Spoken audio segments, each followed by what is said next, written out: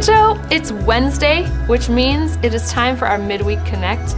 My name is Megan and I'm one of the pastors here at Rancho, and we're just thrilled to be able to connect halfway through our week. That's just the purpose of this, and we want to invite you, if you're watching live, go ahead and jump in on the comments. We have pastors that will be there that will be able to respond to you if you have prayer requests or if you have questions. We'd love to connect with you that way. We also want to ask that you would share this video. We would love to get out all the encouraging information that's going to be coming to as many people as we can. We want to spread the love, so go ahead and share that video if you don't mind. And now let's just go ahead and have a time of worship, and then Scott's going to interview a special guest that we think you'll enjoy.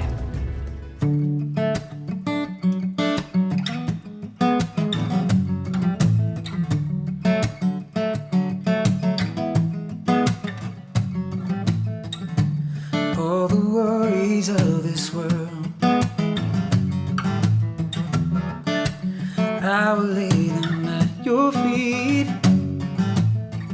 Surrender every anxious thought for perfect peace, your perfect peace.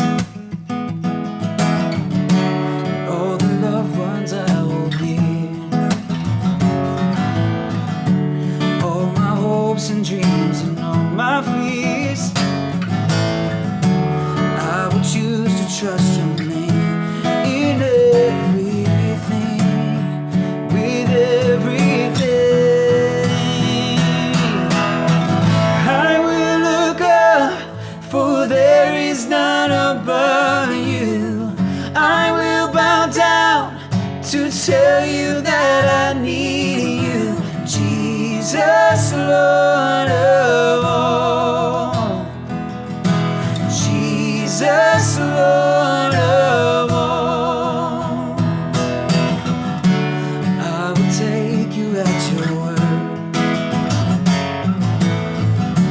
Jesus, you have taken hold of me. Oh, my life is in your hands. You are my strength.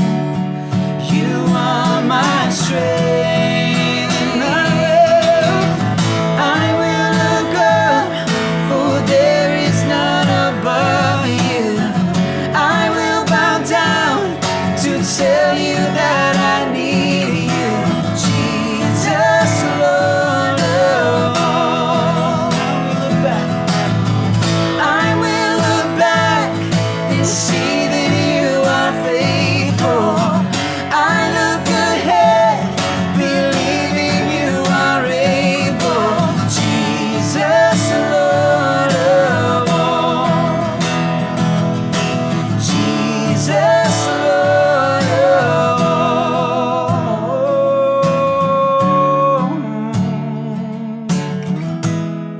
You're the Lord of all.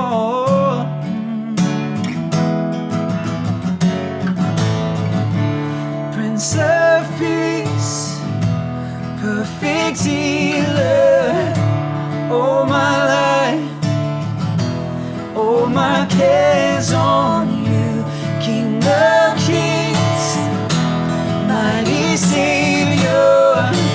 All my life, come on, sing that again. My cares on you, Prince of Peace, perfect healer.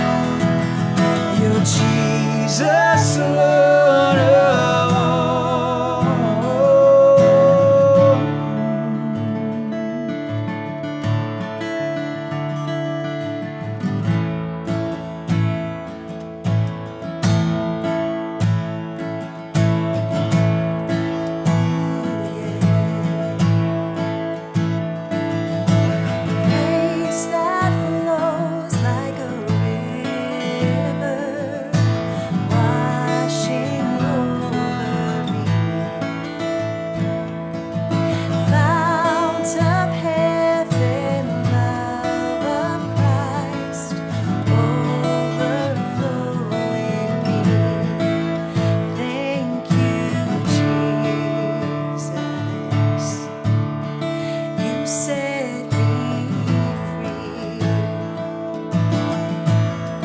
Oh Christ, my Savior,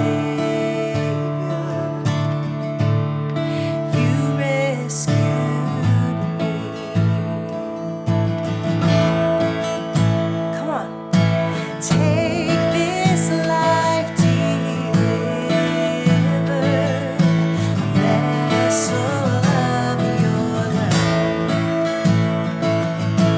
Holy now devoted to see your kingdom come. Thank you, Jesus. You set me free. Oh, you set me free. Christ, my Savior, you rescued me. And we thank you, Lord.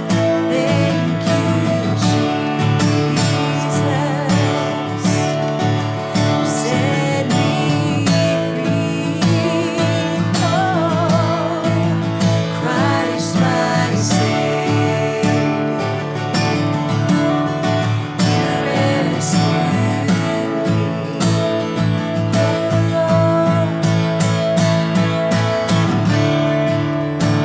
Oh, there's none like you, God.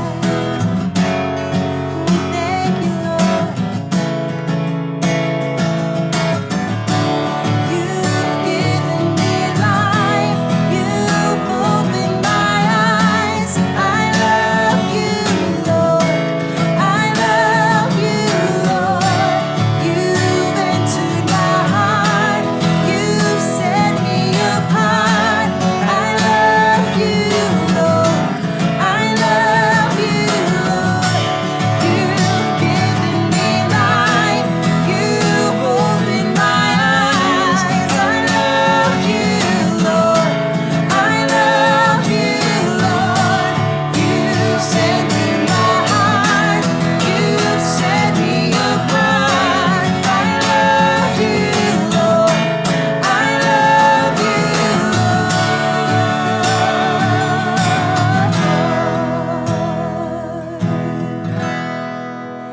Thank you, Jesus. You set me free. Christ, my Savior, you rescued me. Oh, you rescued me. Thank you, Jesus. You set me free. Oh, Christ, my Savior, you rescued me.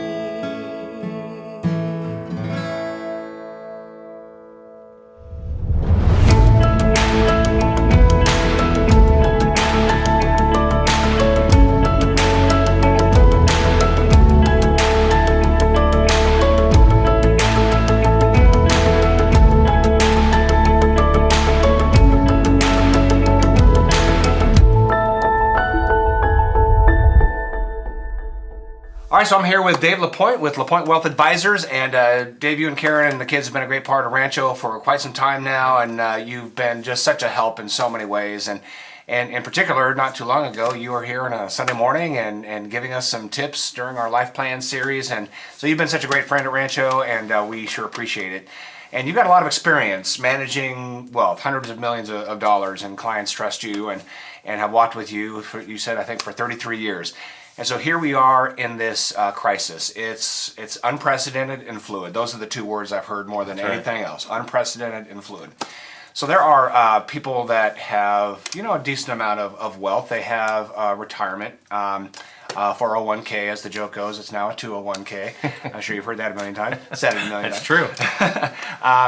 And they might be a little nervous or a lot nervous. What do you say to investors who maybe, have this nest egg, they have this retirement, and they're seeing losses right now? What do you say to them? Well, there's really three people they have to consider, three groups. It's painting for broad brush, it's not going to affect everyone, but for the most part, you have those that are retired, which is a whole different animal. Those that are business owners, which are trying to make payroll, and that's a big problem if you're shutting your operations down. Yeah. And those that are trying to make their paychecks and just pay their bills. Right. So those are the three people. So the business owner is going to have some things that we can talk about a little later that the government's going to do to help them. The retiree is actually in the catbird seat. They might be the one that's most worried because they think, hey, I've already made my money, I can't afford to lose this. But they're actually in a position that they properly allocated their money, that they can, hate to use the word take advantage, but they're the ones that can actually say, okay, I can go and buy into this weakness. And the person that's really the most devastated by all of this is the person that's working paycheck to paycheck, not quite sure where they're, how they're going to pay their bills, how they're going to pay their mortgage. Those are the ones that are really being devastated by this, and that's the part that our heart goes out to them. And there's a few things they can do, but the first thing they got to make sure they do is don't panic. And that's so easier said than done, not to panic. Yeah. If you're living paycheck to paycheck and you just got furloughed, they closed your restaurant or where you worked, or you're working from home and less hours, you're going to see the obvious reduction in income coming in on a weekly basis or monthly basis, however you're paid. That means you've got to scramble. Now, I'm preaching to the choir for those that are doing that. They already knew that. They're already scrambling. Yeah. But they got to scramble in ways that make sense. And that is, ironically, for the first time in a long time, I'll say you actually may want to use your credit cards. Because that is a temporary reduction. I mean, you can use that. It's all about cash flow. So if you use a credit card in this uncertain times, you have at least 30 days before you got to pay it. Okay? And the interest rates are high. I understand all that. But that only happens after the first 30 days. And again, it's an annualized rate. It's still a high rate of interest. I'll stress it again. Right. But if you need to pay your bills and get things done, this is the time to go into your credit. This is when credit should be used. You've got to do what you've got to do to survive. And there's also, the Community Mission of Hope is something that we run, and there are 3,000 people per week that are coming in and getting food. And there's no shame in that. And this is where, as the community reaches out, you've got your friends, you've got your family.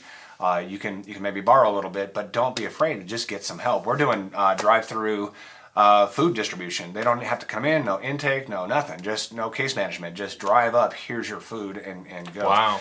And so there's no shame in getting any kind of help you need, right? Especially if you're in that paycheck to paycheck category.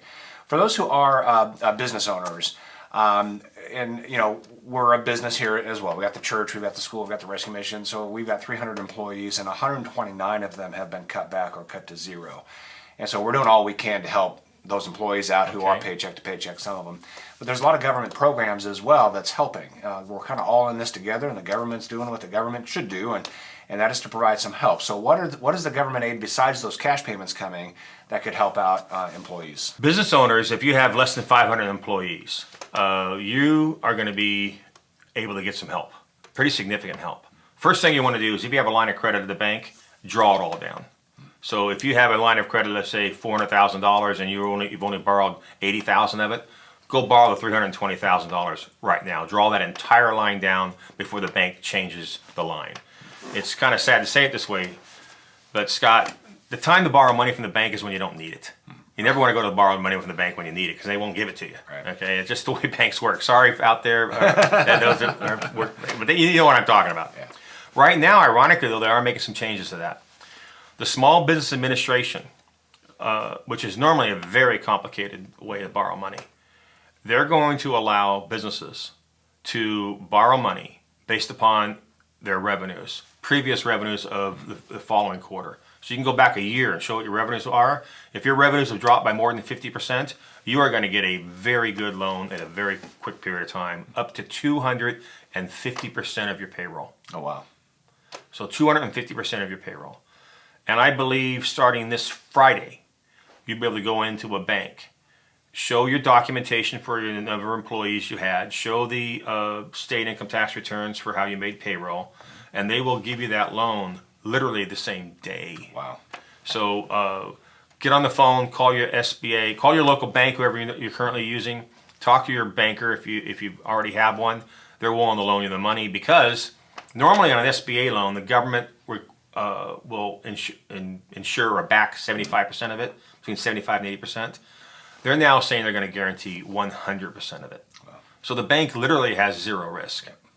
So if the government's going to guarantee 100% of the loan with zero risk for the bank, and the bank's going to pay the federal government is going to pay all of the fees associated with getting that loan, the banks are going to do it. Yeah. And so they have no disincentive. They're not going to look at you with, well, are you a good risk or are you a bad risk? All you have to do is provide proper documentation. So the priority right now from the government is just to get liquidity, cash into businesses. It's all into about pockets. liquidity. It's all about cash flow. Yeah. This is like what's happened here.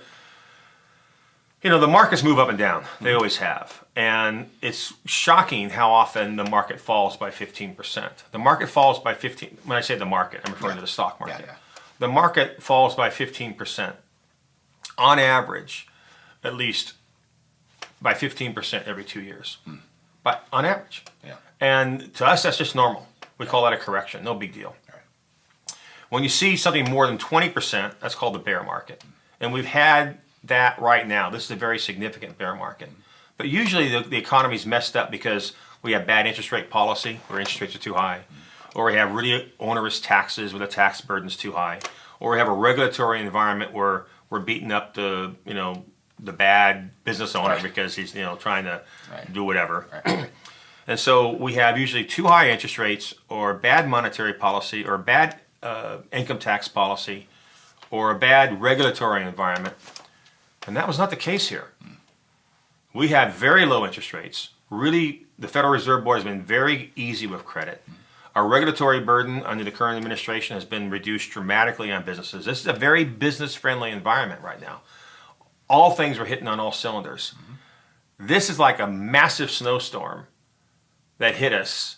And instead of staying for 3 days in our home where we're frozen, we're looking at 35, 45, maybe 60 days of a snowstorm where everybody has to stay in place, can't move anywhere for 60 days. This is like a 9/11 event. Yeah. This is not your regular recession. That's the bad news, which everyone's already experiencing. The good news of that is when the snow melts, we're off to the races again. With the exception of a couple of industries, it'll take a while. It's going to take a while for us to want to feel comfortable getting on a cruise ship again. Right. Yeah. We're not necessarily going to fly on an airplane unless you kind of have to. But when it comes to going to the restaurants, going to the grocery store, going to the hardware store, going to the bank, all that stuff's going to get back to normal activity very quick. There's a pent-up demand, and people are going to want to get out there. They're going to want to live life. That's right. And because structurally the economy was good, it should rebound fairly quickly. No guarantees, but that's correct. But if you say, okay, Dave, what's your prognosis? It'll rebound very quickly. Okay. Because it always does rebound very quickly from an event. Right. It doesn't rebound quickly from bad policies. Because bad policies means, well, you had Congress that instituted the bad policy. They put it there, and they usually take 2 to 4 years before they decide to do anything about it. So when they have bad policy that slows the economy, they didn't change overnight. Okay, the clouds don't clear and the sun melts the snow overnight with Congress. Right. This is an event like 9/11 or a massive snowstorm. So this snowstorm hit the entire world and it stopped in the entire world for a couple of months. That's right. It's a gnarly event, a gnarly natural disaster, right? Correct. That's hitting the entire world all at once for a period of two plus months. So it is an event, but it's an event that's unprecedented. And so we're feeling the deep impacts of that right now with lost jobs, lost wages, a little bit of fear setting in. But once this thing turns, it could be a fairly quick recovery. Yeah, because look at it this way, Scott. We just had the highest unemployment in 1 week ever. And by far, I mean, to a factor of 4.8 times, let's call it 5. 5 times greater unemployment in 1 week ever before in the history of our country. Yeah. Okay, including the Great Depression. But this is not a Great Depression. This is not a depression caused by bad policies or where the Federal Reserve Board back in the Great Depression raised interest rates. Actually raised rates on businesses, made it harder for them to borrow money because they were trying to attract foreign capital. All kinds of things we did wrong back in the Great Depression. Plus, back in the Great Depression, you could put 10% down on a stock. You could put $100 into a stock and buy $1,000 worth of stock. I didn't know that. Which means if the market fell by 15%, you were wiped out. You had zero equity.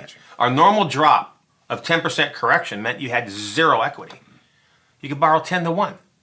That was a mistake. So when the market was moving up, everybody tried to get on that bandwagon. Everybody starts buying and said, hey, go buy $1,000 of this. I don't have $1,000. Do you have $100? Yeah. Put $100 in, you can buy 1,000 of the stock. The stock goes up by 10%, you've doubled your money. Oh, everybody understood that. Right.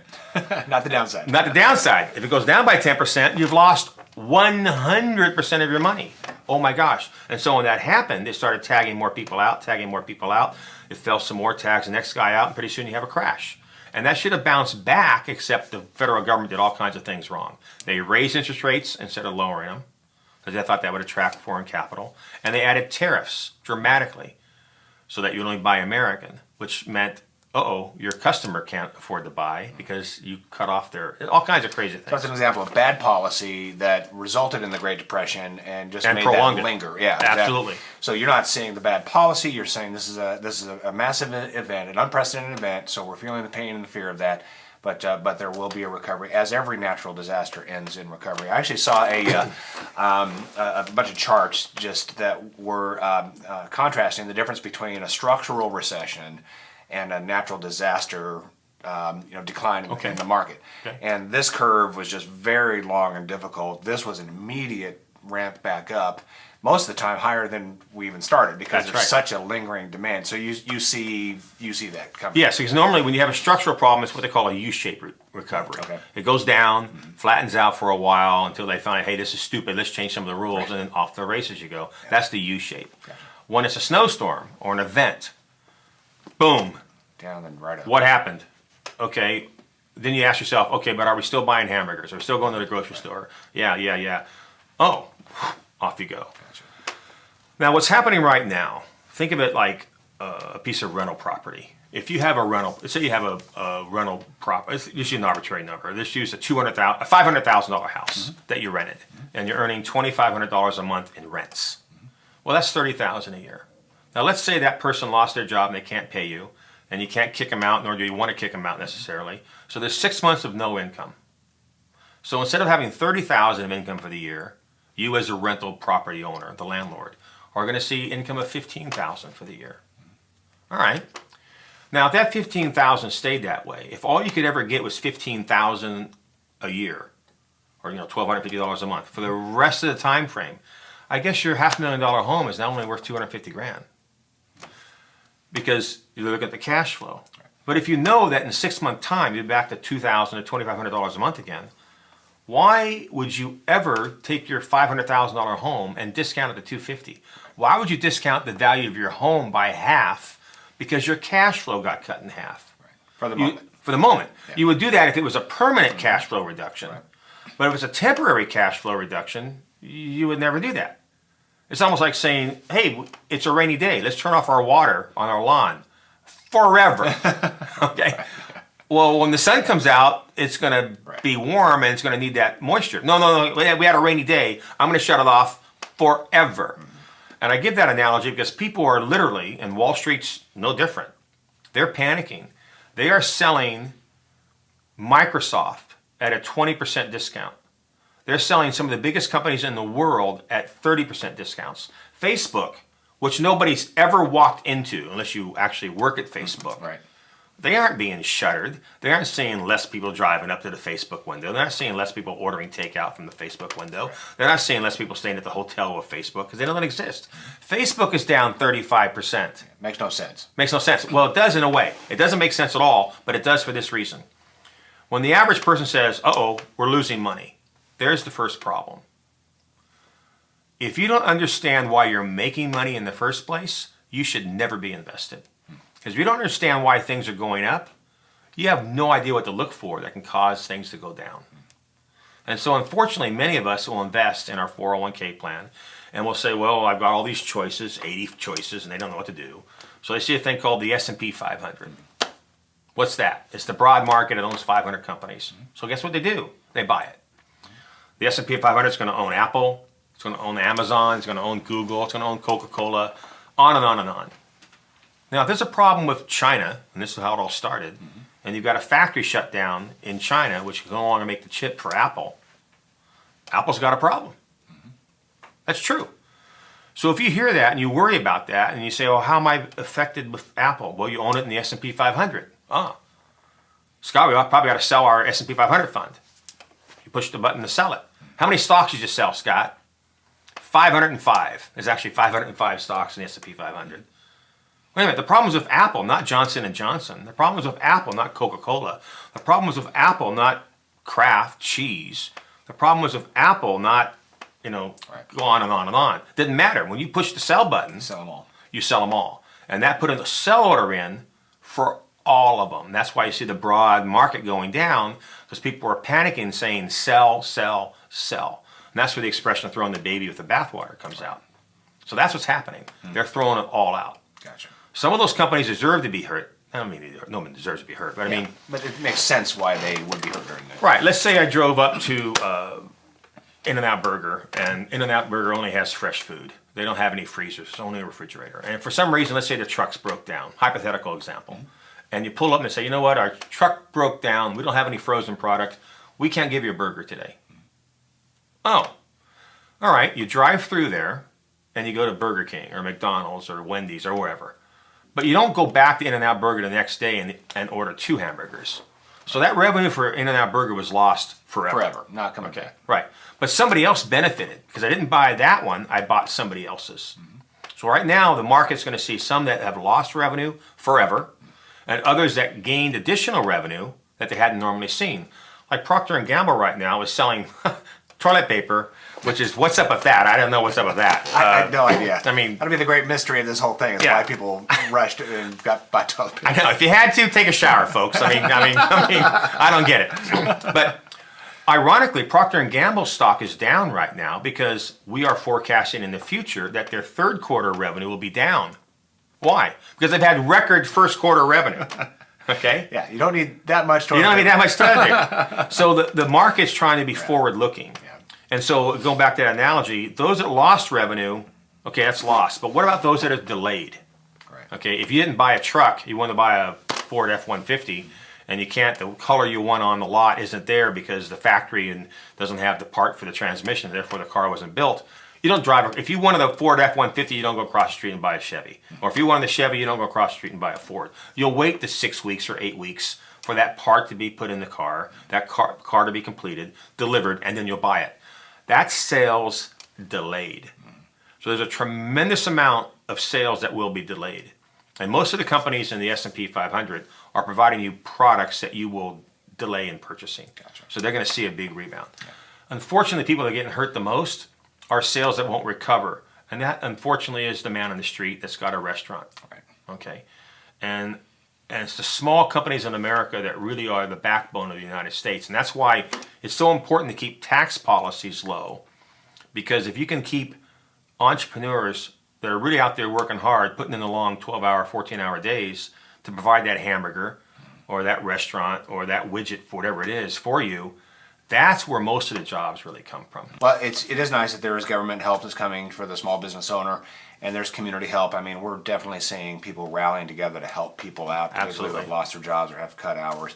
And I think we're going to be a better country emerging from this. We're going to be a better community. We're going to be more compassionate, more connected, and better days are to come.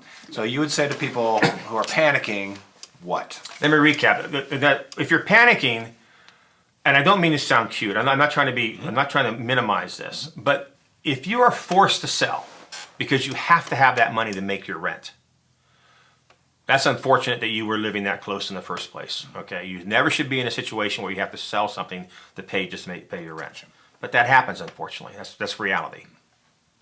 But if you don't have to sell, I'm not trying to be cute. Those are somebody else's prices. Right.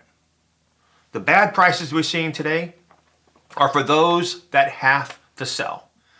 If you had to sell your home in 2008, 2009, you sold it at a reduction. If you didn't have to sell your house in 08 or 09, that was somebody else's price. That was somebody else that saw a big reduction. And the problem is with the market, we always give you your price every day. Nobody tells you what your house is worth every day. So those of us that didn't panic with our homes in 08, 09 saw it all come back and then some. Those that had to sell, They lost it. And that's where it's very hard for human beings to make that distinction between a reduction and a loss. Right.